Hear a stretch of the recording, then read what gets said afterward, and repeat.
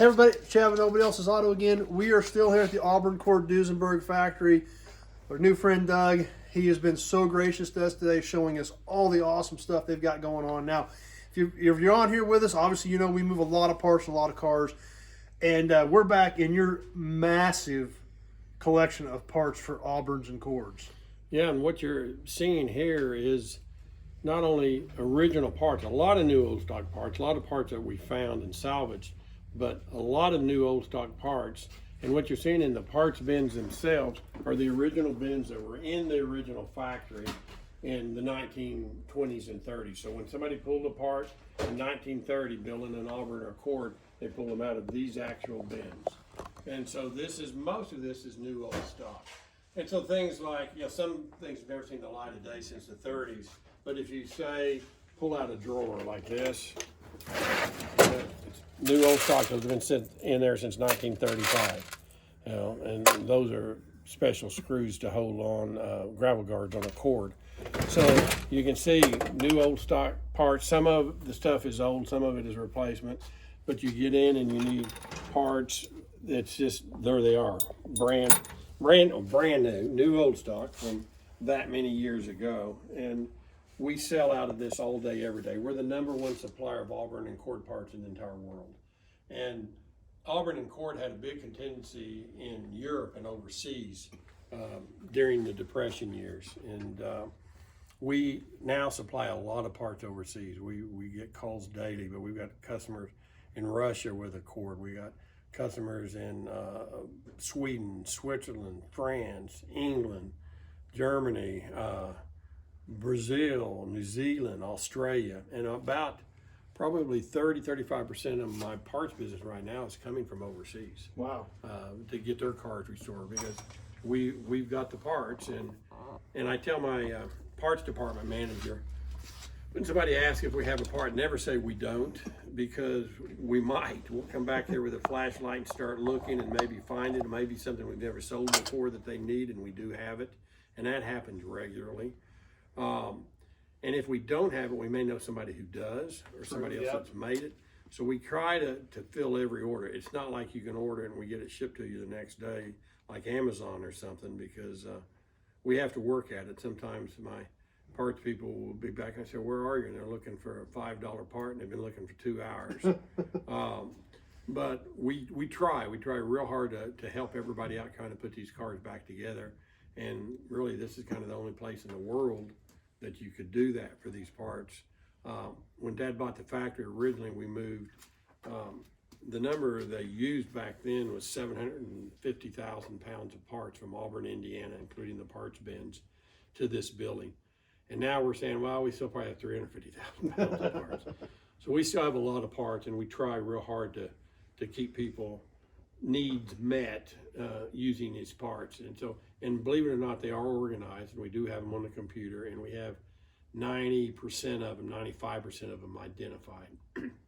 And we're in here every day trying to dig out parts for people. So this is a row of cord parts. And So this is all pretty much cord through here. Yeah, these 2 rows here are nothing but cord. So if we're looking for something cord, this is where we come. And then you can just walk down and you can see all the other rows.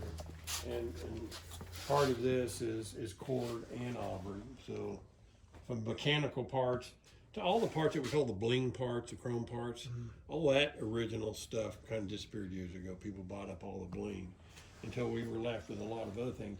But I'm trying to replace a lot of bling by buying a lot of it back, and from people that had restored the cars and had leftover parts. So this is all Auburn parts. So when I talked to you earlier about parts like pot metal parts for a 34 V12 Salon, which don't exist. There's nobody in the world you could call to find the part. Well, I walked back here, and in the parts bins, there they are, brand new pot metal. So when we restore something, we're not typically restoring it with any reproduction parts. Most of them are new old stock, or even if we made them, we don't call them reproduction because they're factory made parts. Because you are the factory. We are the factory.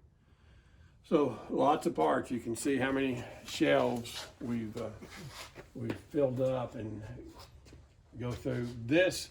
We spend hours here On this one, we say, somebody said we need something, we say go look in the pool drawers. So every one of these, and the item is supposed to be on the outside, but we have found so many unique, rare parts, and people start looking and go, oh my gosh, I didn't know you had this. And you start digging, and there it is. And Now, when I read the book last night, it said something about when you guys were getting ready to move these, a lot of these pieces were wired to the front of these drawers when you moved them. mm-hmm. So you knew what was in that drawer to kind of halfway get it reorganized when you got it back here. So was there a lot of this still the way it was from when you moved it? This is just exactly the way, that was just the way we put it in 1960, and there it is, still full of parts. And something about parts, like it's really rare. Okay, it is really rare part. I got 1,000 of them. You know?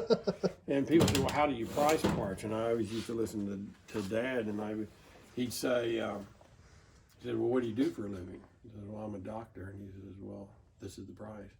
What do you do for a living? He said, I work in a garage and I'm building the car myself. And he goes, it's this price. Because how do you price this stuff?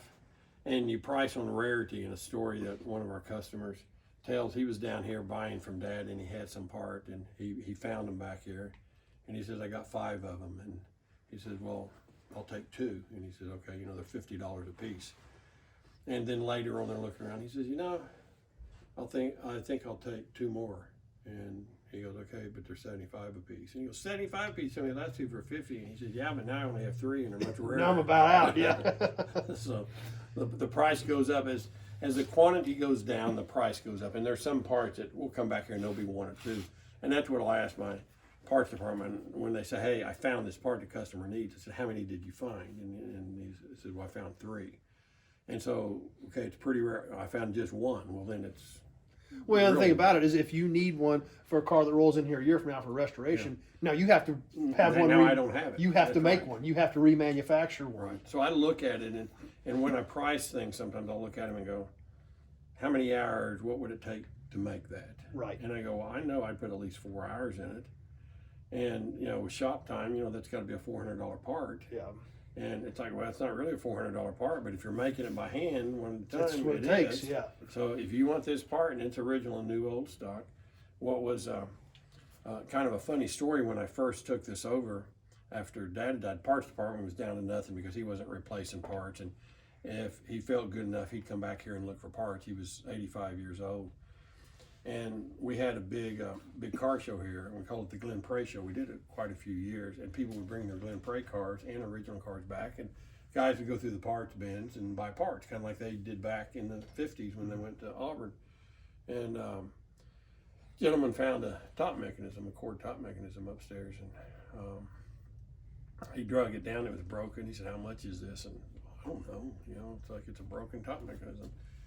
And I'm thinking maybe $500, you know, I don't know, but I didn't say anything.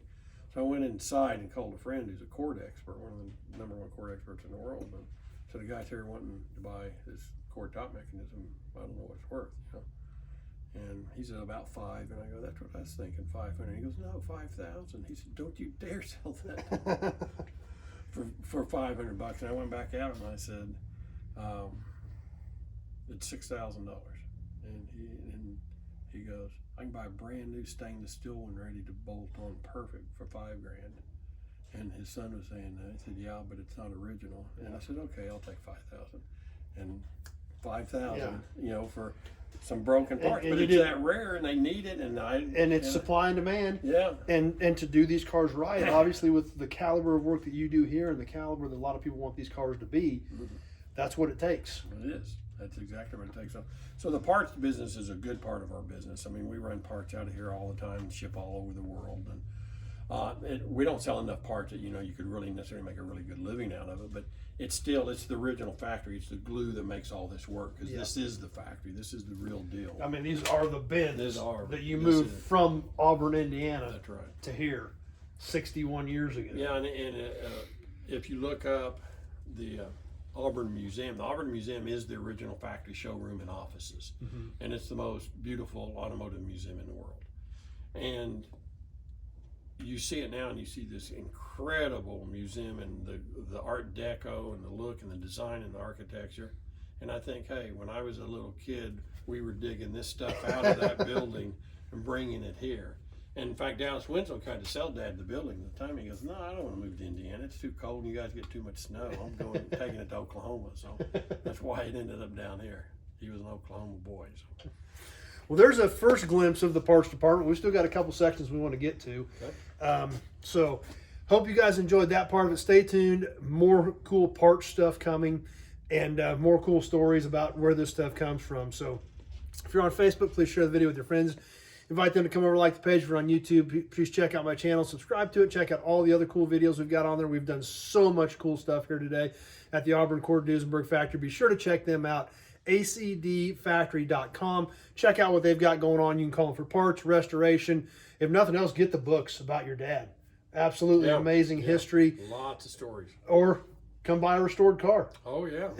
You can, Or come work for me. if You're a metal worker. If you love this stuff, come see if you can get a job here and actually help create this stuff. So a lot of cool stuff going on. Hope you guys are enjoying it. Stay tuned.